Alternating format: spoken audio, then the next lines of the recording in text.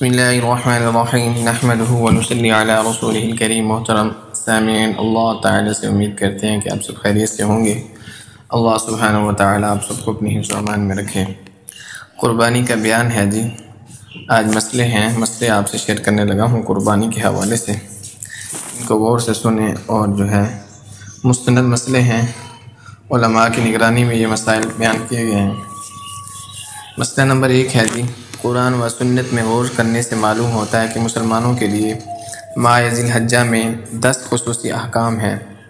وہ 10 احکام یہ ہیں: نمبر 1، حج بیت اللہ جو صرف اس مہینے میں ادا کیا جاتا ہے۔ نمبر 2، قربانی صاحب استطاعت مسلمانوں پر واجب ہے اور اس سے صرف اس مہینے کے 3 دنوں میں ادا کیا جا سکتا ہے۔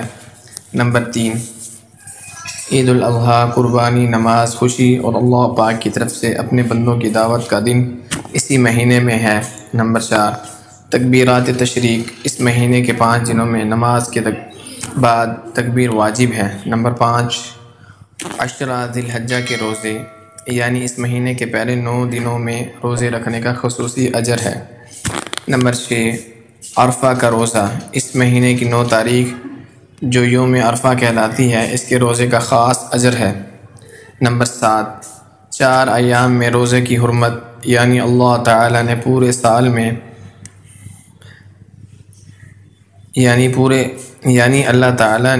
سال میں جن 5 دنوں کا روزہ حرام قرار دیا ہے، ان میں سے 4 دن اس مہینے میں ہیں۔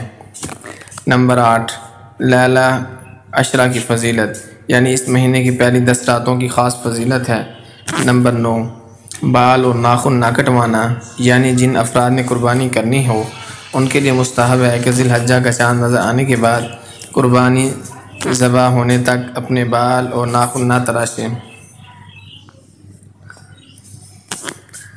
نمبر 10، معاصی یعنی گناہوں سے بچنے کا خاص اہتمام، چونکہ یہ مہینہ حرمت والا مہینہ